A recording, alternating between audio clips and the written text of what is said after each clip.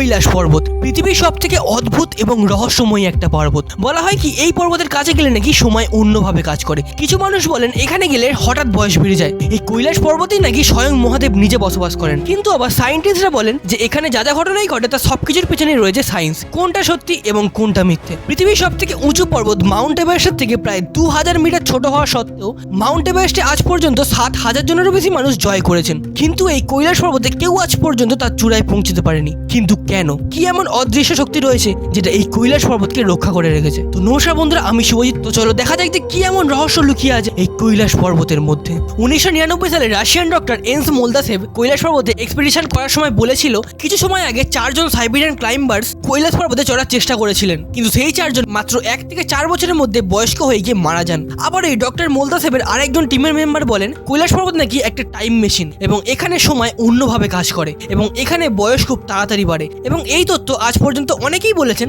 যে এই কৈলাস পর্বতের কাছে গেলে নাকি চুল এবং নখ খুব তাড়াতাড়ি বেড়ে যায়। ডক্টর মোলদাসেভ আরো বলেছিল যে এই কৈলাস পর্বতের ভিতরে নাকি পুরো ফাঁকা এবং এর ভিতরে অনেকগুলি গুফা রয়েছে এবং সেখানে এখনো প্রাচীন পৌরাণিক সভ্যতার মানুষের সমাধি রাখা আছে। এইসব ক্লেমস এতটাই ভাইরাল হয়েছিল যে এখনো কৈলাস পর্বত নিয়ে ইন্টারনেটে কিছু সার্চ করলে এইসব তথ্যই উঠে আসে। তো চলো দেখা যাক যে এইসব তথ্যের পিছনে কতটা সত্যি এবং কতটা মিথ্যে লুকিয়ে আছে। এই কৈলাস পর্বতটি আসলে অবস্থিত চীন অধিকৃত তিব্বতের ট্রান্স হিমালয়ের একটি অংশে। কৈলাস পর্বতের উচ্চতা 6638 মিটার, যা প্রায় মাউন্ট এভারেস্টের থেকে 2200 মিটার ছোট। এবং কৈলাস থেকে প্রধানত 4টি নদী উৎপত্তি হয়েছে: সিন্ধু, ব্রহ্মপুত্র, শতদ্রু এবং কর্ণালী। এই কৈলাস পর্বতে শুধুমাত্র কাহিনী রহস্যময়ী না, এর আকৃতিও রহস্যময়ী। এই কৈলাস পর্বতের আকৃতি অদ্ভুতভাবে একটা পিরামিডের মতো, দেখে যেন মনে হয় এটাকে কেউ কৃত্রিমভাবে তৈরি করা হয়েছে। এই পর্বতের চারদিকে সমানভাবে নেমে এসছে এবং অনেক মানুষ এই কৈলাস পর্বতকে হিমালয়ের সর্বপ্রথম পাহাড়ও বলে, কিন্তু এটা সত্যি না। কারণ আপনারা জানেন যখন প্যানজিয়া ভেঙে ইন্ডিয়ান এবং ইউরেশিয়ান প্লেট কলিউশন হয়েছিল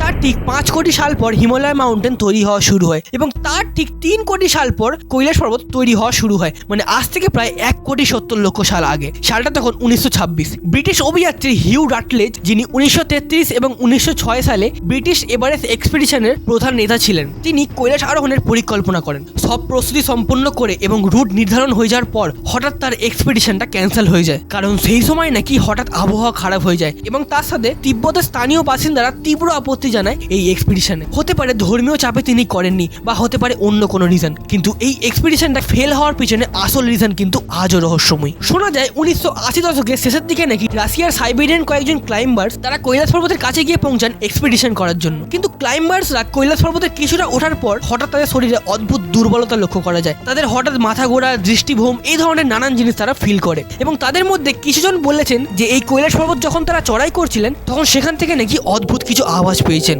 এবং এই ক্লাইম্বার্সরা যখন এক্সপিডিশনটা ফেল করে নিচে নেমে আসে এবং তারা নাকি কয়েক বছরের মধ্যে হঠাৎ বয়স অনেকটা বেড়ে গিয়ে তারা মারা যান এবং এই ঘটনাটা প্রচুর ভাইরাল হয়েছিল। তবে এই এক্সপিডিশনের ঘটনাটা কতটা সত্যি তার কোনো প্রমাণ কিন্তু আজ পর্যন্ত পাওয়া যায়নি। বিশ্ববিখ্যাত ইটালিয়ান ক্লাইম্বার রেইনহোল্ড মেসনার, যিনি একজন প্রচুর বিখ্যাত ক্লাইম্বার, যিনি মাউন্ট এভারেস্ট জয় করেছেন এবং তার সাথে কেটু মাউন্টেনও জয় করেছেন, তাকে যখন কৈলাস আরোহণের অনুমতি দেওয়া হয় তখন তিনি বলেন some mountains are mean to be respected non conquered, অর্থাৎ কিছু পাহাড় সম্মান করার জন্য, জয় করার জন্য নয়। এবং তারপর তিনি সেই এক্সপিডিশনটা ক্যান্সেল করে দেয়। তিব্বতে একটি কাহিনী আছে যোগী মিলারেপা, যিনি বৌদ্ধ ধর্মের একজন সাধক ছিলেন। এই যোগী মিলারেপা প্রতিবন্ধী ছিলেন এবং তিনি সূর্যের রশ্মির উপর ভর করে কৈলাস পর্বতের চূড়ায় গিয়ে পৌঁছান এবং সেখানে পৌঁছে তিনি তপস্যা করেছিলেন এবং এই সাথে যোগী মিলারেপা বিশ্বের একমাত্র ব্যক্তি যিনি কৈলাস পর্বতের চূড়ায় পৌঁছেছিলেন। তবে এই ঘটনার কোনো ঐতিহাসিক বা সায়েন্টিফিক প্রমাণ আজ পর্যন্ত পাওয়া যায়নি। তবে এই ঘটনার জন্যই বৌদ্ধ ধর্মের মানুষের কাছে কৈলাস পর্বত আজও একটি পবিত্র জায়গা হয়ে রয়ে গেছে। মনে আছে ভিডিও শুরুতে রাশিয়ান ডক্টর এন্স মোলদাসেভের কথা বলেছিলাম? ইনি কৈলাস পর্বতের রহস্য অনুসন্ধান করার সময় কয়েকটা ভয়ঙ্কর তথ্য তুলে ধরেন। তিনি বলেন এই কৈলাস পর্বত নাকি একটি কৃত্রিম পিরামিড, যেটি কোনো প্রাচীন উন্নত সভ্যতার দ্বারা তৈরি। তিনি আরো বলেন কৈলাসের চারপাশে ছোট ছোট পিরামিড গঠন করা আছে,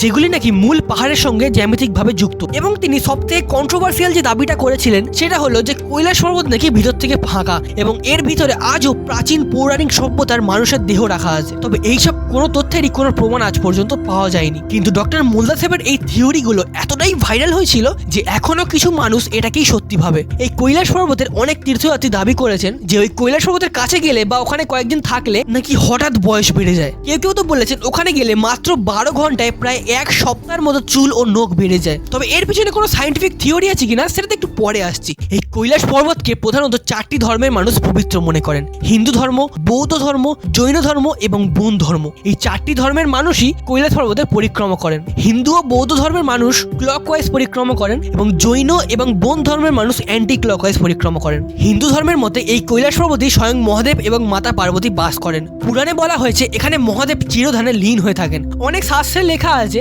এই কৈলাস পর্বত নাকি মহাবিশ্বের কেন্দ্র এবং হিন্দু ধর্মের মানুষের কাছে সবচেয়ে গুরুত্বপূর্ণ জিনিস হলো কৈলাস পরিক্রমা। প্রায় 52 কিলোমিটার এই দীর্ঘ যাত্রা যা তীর্থযাত্রীরা 3 দিন ধরে কমপ্লিট করেন এবং বিশ্বাস করা হয় কৈলাস পর্বতের একবার পরিক্রমা করলে পাপ মোচন হয়, 12 বার পরিক্রমা করলে পুণ্য বৃদ্ধি হয় এবং 108 বার পরিক্রমা করলে মোক্ষ লাভ হয়। হিন্দু ধর্মের সব থেকে প্রচলিত কাহিনী হলো রাবণের কাহিনী। নিজের শক্তির অহংকার করা রাবণ একবার কৈলাস পর্বতকে ভগবান শিব এবং মাতা পার্বতীর সমেত তুলে লঙ্কায় নিয়ে যাওয়ার চেষ্টা করেন। যখন রাবণ কৈলাসকে তুলেছিল তখন ভগবান শিব তার পায়ের বুড়ো আঙুল দিয়ে চেপে রাবণকে 1000 বছরের জন্য কৈলাস পর্বতের নিচে চেপে দেন। বৌদ্ধ ধর্মের মতে এই কৈলাস পর্বত বৌদ্ধিস্ট দেবতা চক্রসাম্বার তার স্ত্রী ভাজ্রাবাইরির সঙ্গে কৈলাস পর্বতে বসে ধ্যান করেন এবং বৌদ্ধ ধর্মের মানুষও এই কৈলাস পর্বতকে মহাজাগতিক শক্তির কেন্দ্র মনে করেন এবং এরাও হিন্দু ধর্মের মতো একই দিকে কৈলাস পর্বতের পরিক্রমা করেন। মনে আছে কিছুক্ষণ আগে যোগী মিলেরাপার কথা বলেছিলাম? এই যোগী বৌদ্ধ ধর্মের সাধক আর বৌদ্ধ ধর্মের মতে ইনি পৃথিবীর একমাত্র মানুষ যিনি সূর্যের রশ্মির উপর ভর করে কৈলাস পর্বতের চূড়ায় গিয়ে পৌঁছেছিলেন, আর ইনি ছাড়া আজ পর্যন্ত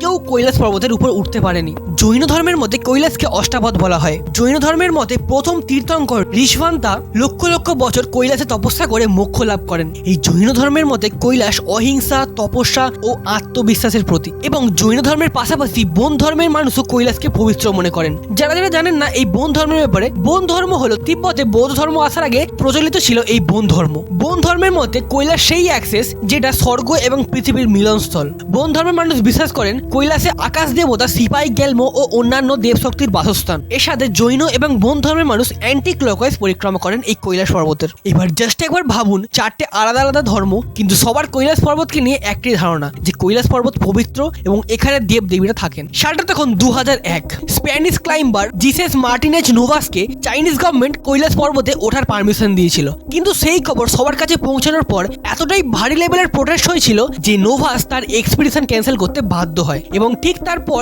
চাইনিজ গভর্নমেন্ট ইন্টারন্যাশনাল প্রেসারের কারণে কৈলাসের উপর সমস্ত এক্সপিডিশন এবং ক্লাইম্ব করা চিরজীবনের জন্য ব্যান করে দেয়। অর্থাৎ 2001 সালের পর থেকে কেউ কৈলাস পর্বতে উঠতে পারে না। এই কৈলাস পর্বতের কাছে 2টি লেক রয়েছে, মানস সরোবর এবং রাক্ষসতাল। এই 2টি লেকই একদম পাশাপাশি আছে এবং 2টি লেকের আশপাশের প্রকৃতি পরিবেশ একদম সেম, কিন্তু তাও অদ্ভুতভাবে মানস সরোবরের জল মিষ্টি যেটা খাওয়া যায়, কিন্তু রাক্ষসতালের জল লবণাক্ত এবং এই জল খাওয়ার একদমই যোগ্য না। বন্ধুরা, এই 2টি লেকই কিন্তু ন্যাচারাল ওয়ান্ডার, কিন্তু তাও দুটো পুরো দুরকম, একটা ফ্রেশ ওয়াটার এবং একটা সল্টেড ওয়াটার। এই 2টি লেক নিয়েই কিন্তু ধর্মীয় মান্যতা আছে। ধর্মীয় বিশ্বাস অনুযায়ী মানস সরোবর হলো অত্যন্ত পবিত্র জায়গা যাকে শুভ শক্তির প্রতীক বলা হয় এবং রাক্ষসতাল হলো অশুভ শক্তির প্রতীক। হিন্দু ধর্ম অনুযায়ী মানস সরোবর সৃষ্টি করেছেন স্বয়ং ব্রহ্মা।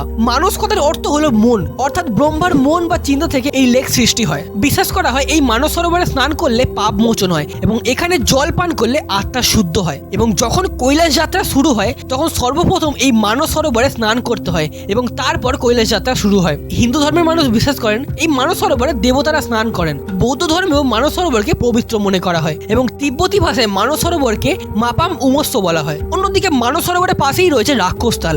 ধর্মীয় বিশ্বাস অনুযায়ী রাক্ষসতালকে অশুভ শক্তির প্রতীক বলা হয়, আর সেজন্যই হয়তো যখন কৈলাস যাত্রা শুরু হয় সেই সময় রাক্ষসতালে নামতে বা জলে টাচ করতে বারণ করা হয়। এই রাক্ষসতালে নাকি রাক্ষসরাজ রাবণ কঠোর তপস্যা করেছিলেন ভগবান শিবকে সন্তুষ্ট করার জন্য এবং তার জন্যই এই লেকের নাম রাক্ষসতাল। তো চলো এবার আসি কিছু সায়েন্টিফিক এক্সপ্লেনেশনে। সায়েন্টিস্টরা মনে করেন কৈলাস পর্বতের পাশে দুটো ভিন্ন লেক হওয়া কোনো সুপার ন্যাচারাল জিনিস না, মানে এরকম লেক পৃথিবীতে আরো অনেক জায়গায় আছে যেগুলি পাশাপাশি থাকা সত্ত্বেও একটি মিষ্টি জল এবং আরেকটি লবণাক্ত। যেমন কাজাকিস্তানের বালখাস লেক, এর বিশেষত্ব হলো এটি একটাই লেক কিন্তু এর পশ্চিম ভাগে ফ্রেশ ওয়াটার যেটা খাওয়া যায় এবং পূর্ব দিকে সল্টি ওয়াটার যেটা একদমই খাওয়ার যোগ্য না। আমেরিকার উতাতে গ্রেট সল্ট লেক এবং উতা লেক, দুটি লেক পাশাপাশি থাকা সত্ত্বেও গ্রেট সল্ট লেক পুরো লবণাক্ত জল যেটা খাওয়া যায় না এবং উতা লেক মিষ্টি জল। ঠিক তেমনই মানস সরোবর এবং রাক্ষসতাল দুটি দুরকম লেক হওয়ার পিছনে কোনো সুপার ন্যাচারাল জিনিস নেই, এর পিছনে সায়েন্স রয়েছে। সায়েন্টিস্টরা বলেন যে রাক্ষসতাল আছে সেটি হলো এন্ডরিক লেক, যার অর্থ হলো এমন একটি লেক যেটার মধ্যে জল বেরোনোর কোনো জায়গা নেই এবং তার জন্য জল তো বাষ্প হয়ে উড়ে যায় কিন্তু লবণ বা মিনারেল গুলো ওই লেকের মধ্যেই থাকে যেগুলো বেরোতে পারে না এবং তার জন্য বহু বছর ধরে সেই মিনারেল এবং লবণগুলো জমতে জমতে সেখানে অনেক স্তর জমা হতে থাকে এবং তার ফলে রাক্ষস রাক্ষসতালের জল সবসময়ের জন্য লবণাক্ত হয়ে যায় এবং যেহেতু লবণাক্ত জলে কোনো গাছ এবং কোনো মাছ থাকে না এবং তার জন্য এই লেকে কোনো জীবন উপস্থিত নেই। কিন্তু অন্যদিকে মানস সরোবরের জল মিষ্টি হওয়ার কারণ হলো মানস সরোবর কোনো ল্যান্ডলক সরোবর নয়, আর মানস সরোবরের জল ওভারফ্লো হয়ে রাক্ষসতালে গিয়ে পড়ে এবং জলের সঙ্গে মিনারেলও গিয়ে পড়ে, যার ফলে মানস সরোবরে কোনো মিনারেল বা লবণের স্তর পড়ে না। আর এই দুটি লেকের অ্যালটিটিউডও কিন্তু আলাদা। মানস সরোবর প্রায় 100 ফিট উপরে এবং রাক্ষসতাল প্রায় 100 ফিট নিচে, এবং তার জন্য জল শুধুমাত্র একদিকেই ফ্লো হয়। তাই রাক্ষসতালের জল মানস সরোবরে আসে না এবং তার কারণে রাক্ষসতালে আরো লবণ এবং মিনারেলের স্তর পড়ে আরো বেশি লবণাক্ত হয়ে যায়। অনেকে বলে এই কৈলাস পর্বতে কম্পাস কাজ করে না। অনেক তীর্থযাত্রী বা পর্যটক বলেছেন যে কৈলাস পর্বতের কাছে গেলে কম্পাস কাজ করা হঠাৎ বন্ধ করে দেয়। তবে এখানে কম্পাস না কাজ করার পিছনে কারণ হতে পারে ম্যাগনেটিক ডেক্লিনেশন, অর্থাৎ পৃথিবীতে অ্যাকচুয়াল নর্থ পোল এবং ম্যাগনেটিক নর্থ পোল দুটো কিন্তু আলাদা, যেটা আমি এই ভিডিওতে বুঝিয়েছিলাম। কিন্তু পৃথিবীতে কিছু এমন জায়গা আছে যেখানে অ্যাকচুয়াল নর্থ পোল এবং ম্যাগনেটিক নর্থ পোল দুটো এক হয়ে যায় এবং তার জন্যই সেখানে নর্মাল কম্পাস কাজ করা বন্ধ করে দেয় এবং তার জন্যই হয়তো কৈলাস পর্বতে কম্পাস কাজ করে না। আরো একটি কারণ হলো ম্যাগনেটিক ভেরিয়েশন বা ভূচৌম্বকীয় বৈচিত্র্য, অর্থাৎ পৃথিবীর সব জায়গায় চৌম্বক ক্ষেত্র সমান হয় না। কিছু জায়গায় চৌম্বকীয় খনিজ বেশি থাকলে সেখানে ছোটখাটো ম্যাগনেটিক অ্যালুমিনি দেখা যেতে পারে এবং তার ফলে কম্পাসের কাঁটা ভুল জায়গা দেখাতে পারে। তবে এই কৈলাস পর্বতের এলাকায় কম্পাস নাকি কাজ করে না, এর কোনো সাইন্টিফিক প্রমাণ আজ পর্যন্ত পাওয়া যায়নি। যেহেতু কৈলাস পর্বতের এলাকা 4500 থেকে 5000 মিটার উচ্চতায় অবস্থিত, তার জন্য হতে পারে এত উচ্চতায় ওঠার পর মাথা ঘোরা বা বিভ্রান্তি হওয়াটা স্বাভাবিক। তার জন্য অনেকে হয়তো কম্পাস দেখতে ভুল করে, কিন্তু ওই এলাকায় যে কম্পাস কাজ করে না এর কোনো প্রমাণ আজ পর্যন্ত পাওয়া যায়নি। কিছু মানুষ বলেন যে কৈলাস পর্বতের কাছে নাকি সময় অন্যভাবে কাজ করে। তবে অ্যালবার্ট আইনস্টাইনের থিওরি অনুযায়ী সময়কে কেবল দুটি জিনিসই এফেক্ট করতে পারে, এক হলো স্পিড আর এক হলো গ্র্যাভিটি। কিন্তু কৈলাস পর্বতের কাছে স্পিড এবং গ্র্যাভিটি দুটোই নর্মাল, সো সময় অন্যভাবে কাজ করে এরও কোনো প্রমাণ পাওয়া যায়নি। মানুষ বলে যে কৈলাস পর্বতের কাছে গেলে চুল এবং নখ খুব তাড়াতাড়ি বাড়ে, কারণ এই কৈলাস পর্বতের এলাকায় নাকি ম্যাগনেটিক ফোর্স খুব বেশি, তার জন্য চুল এবং নখ খুব তাড়াতাড়ি বাড়ে। কিন্তু আজ পর্যন্ত এর কোনো প্রমাণ পাওয়া যায়নি যে কৈলাস পর্বতের কাছে ম্যাগনেটিক ফোর্স বেশি। আর সত্যি কথা বলতে ওই এলাকায় গেলে যে চুল এবং নখ খুব তাড়াতাড়ি বাড়ে এরও কোনো স্ট্রং প্রমাণ আজ পর্যন্ত পাওয়া যায়নি। তবে এই কথা অনেক পর্যটকই বলেছেন যে ওখানে গেলে নাকি বয়স তাড়াতাড়ি বাড়ে, তবে এটা কতটা সত্যি সেটা কেউ জানে না। এই কৈলাস পর্বতের শেপ অদ্ভুতভাবে একটা পিরামিডের মতো দেখতে। তবে ঠিকই যে এমন পারফেক্টলি পিরামিডের মতো শেপ অনেকটাই রেয়ার, কিন্তু তা বলে এটা নয় যে কৈলাস পর্বতকে কেউ কৃত্রিমভাবে তৈরি করেছে, বরং এটি লক্ষ লক্ষ বছর ধরে আইস এজের সময় তৈরি হওয়া শুরু হয়েছিল। প্রায় 25 লাখ সাল আগে শুরু হয়েছিল।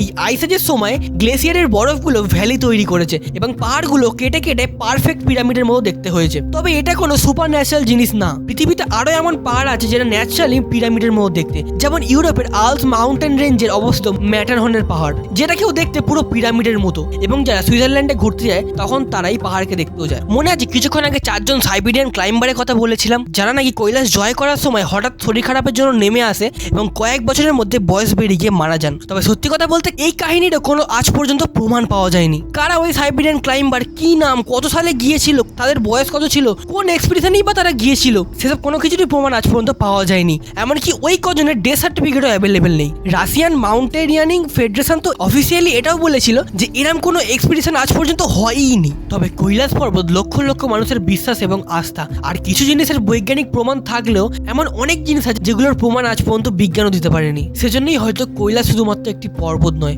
বরং অনেক মানুষের বিশ্বাস, আস্থা এবং শক্তি। আর যে জিনিসের উপর মানুষের আস্থা জড়িয়ে থাকে না, সেই জিনিসের সত্যতা যাচাই করা যায় না বা করা উচিত না, কারণ কথাতেই আছে বিশ্বাসে মিলায় বস্তু, তর্কে বহু দূর। ভালোবেসে সুখী নিভৃতে যতনে আমার